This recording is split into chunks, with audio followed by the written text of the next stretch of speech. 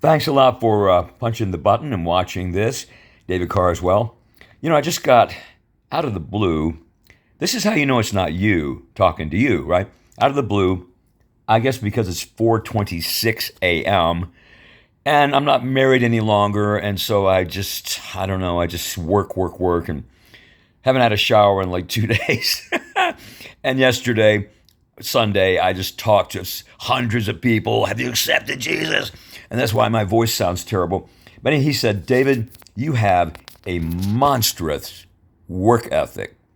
This is Jesus. You really work like almost nobody else. I said, thank you. So here I am. This is something that's so cool. Tom Horn. Oh my gosh, I was crazy about Tom Horn. The CEO of Skywatch, with all those great people, those talented people. And I never did meet him. He died about a year ago. And I don't know why the Lord took him home then, because, if we'd had him around for another year, I think it would have been cool, but I'm not trying to second guess the Lord. Now, this is something from 4 years ago. It's the Supernatural Network. It's Supernatural.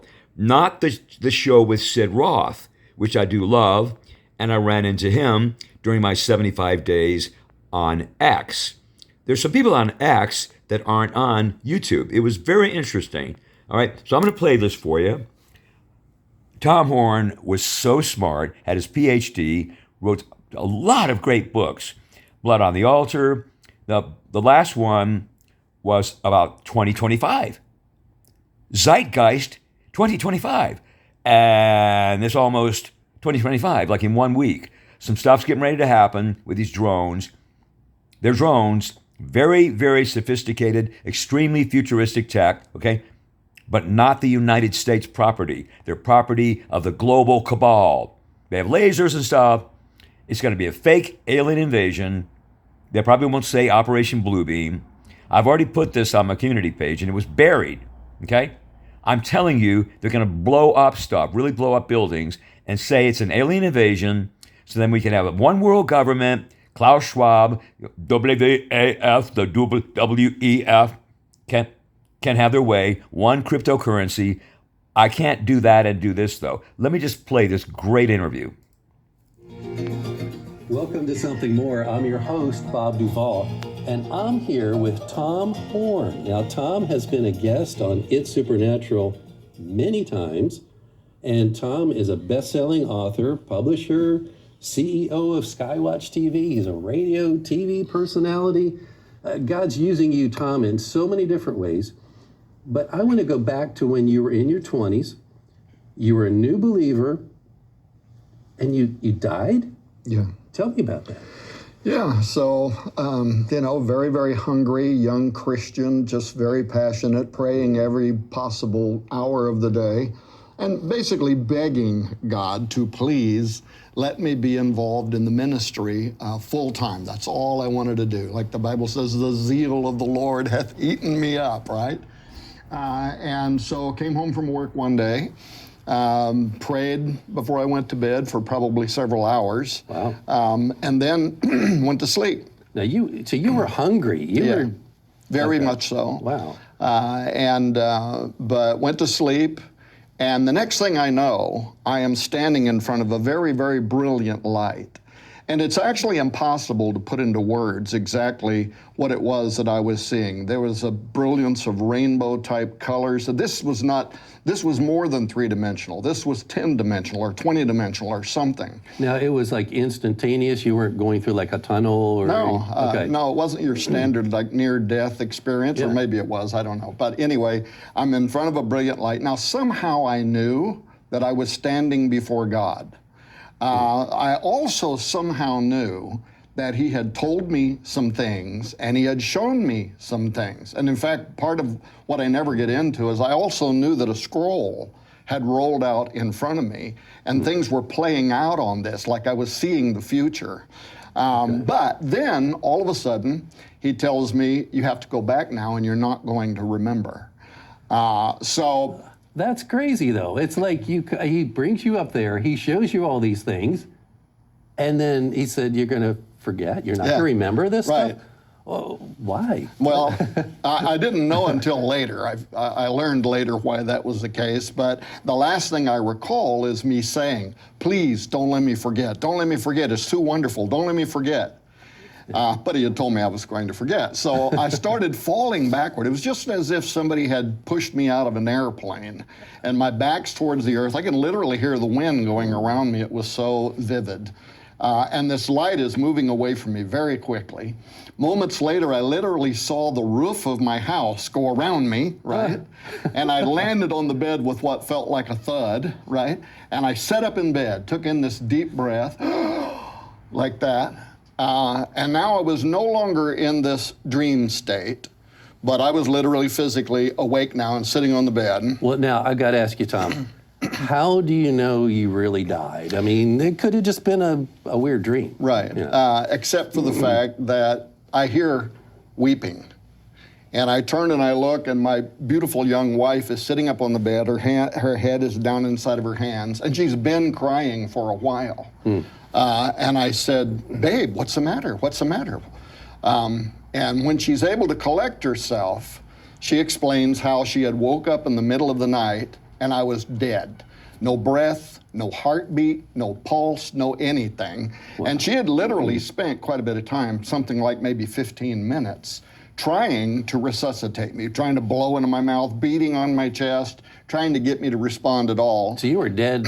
I mean, it wasn't like a minute, a 15-minute period. Okay. A long period of time. And so, I'm trying to take all of this in and still wondering what had just happened to me. Where was I? What was it that I saw? Why was I told I would not remember? Right. And, I probably shouldn't tell you this, but the next day I went and found my pastor, right?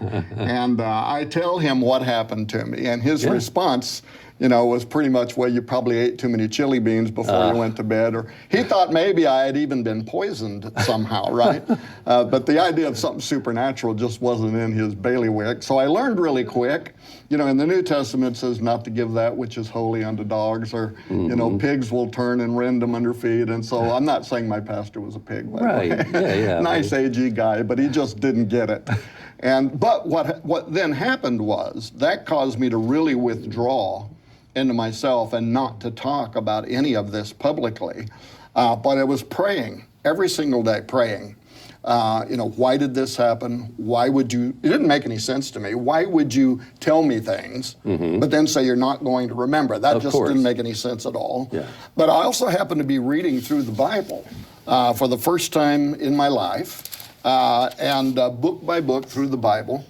And a few weeks after that event, still praying about it every day, I'm in the book of Job, chapter 33. And what the charismatics talk about, the logos and rhema, the difference between the printed word and then when the word comes alive, right? And I was literally reading through, and here's what my eyes fell upon in chapter 33 of Job, verse 14.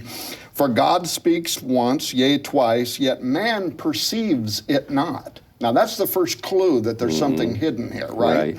Verse 15, in a dream, in a vision of the night, when deep sleep falleth upon men, in slumberings upon the bed, then he opens the ears of men and seals their instructions, that he may withdraw man from his purpose and hide pride from man. And there, for the first time, was the answer to my prayer, really in great detail. He even explains why you're not going to remember.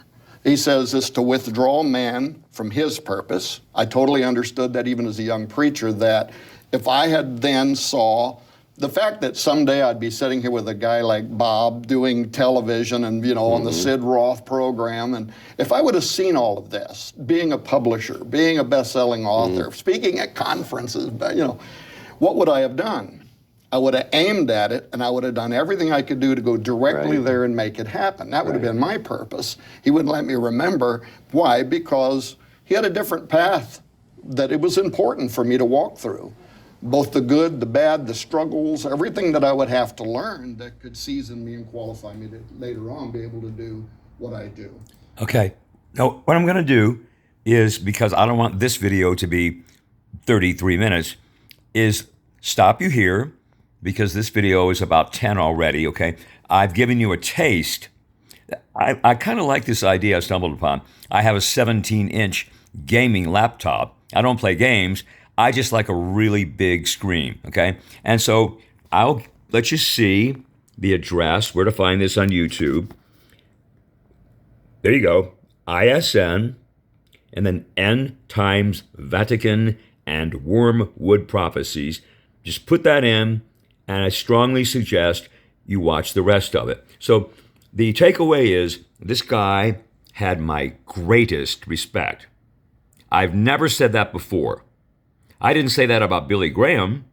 I went to his very last crusade in New York City, where they had the old Shea Stadium that they tore down. 250,000 people. He had some problems, shall we say. I'm not going to diss him because he did save souls. Okay? But this guy, I never got a chance to meet. Brilliant, and most of all, humble. He wasn't materialistic. He didn't have mountains of precious metals or dollars or fancy cars. You know how these people have like 4 houses? No, less is more. We don't take it with us. PhD, brilliant. I have my PhD in political science from what is generally recognized a top 10 program in the United States, the University of North Carolina at Chapel Hill. All right? But it's not about me. It's about the wonderful Tom Horn. And I'm so glad I caught this. About a year ago, he went home to be with the Lord. I encourage you guys to watch the rest of it. David Carswell, now maybe I will go to sleep, or maybe I'll make some coffee and then go exercise because it's summer down here. All right. Thank you for watching.